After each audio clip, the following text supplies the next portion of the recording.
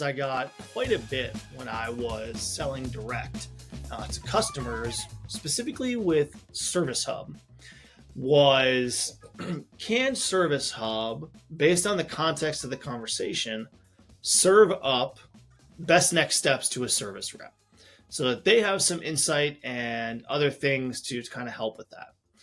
So you have playbooks, which can kind of do that, but not quite. So what I did is using Supert, I built a use case that can do that. So I'm going to create a new support chat here on this just generic template website that I did. And I'm going to say, I found a bug in your system. Please help. I'm going to send that in. Go over to my help desk. Go to my unassigned tickets. There it is.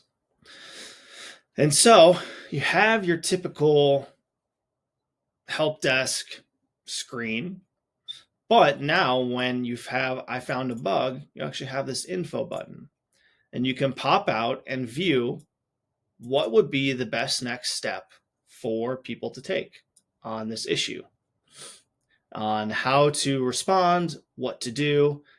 So let's say, instead of that, we'll say the button is broken on your website. I can't submit a demo request. And in this organization, that's happened a few times. So they actually have their own info button here. And so we can click that and it'll give us information on how best to respond. You can kick that out to the sidebar.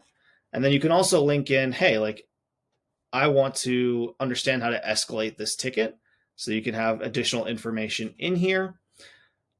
And you can also link out to other tickets to say, hey, like, I need some additional context on how to go through this, or I could search through my entire knowledge base right here to do that. Rather than having to go to a separate screen and then come back, I can keep my service reps where they are, where they're working, to help with the completion rate of tickets and be very quick with that process. So if I said, I just want to find bug, all right, user experience bug, what do I do? Or button is broken.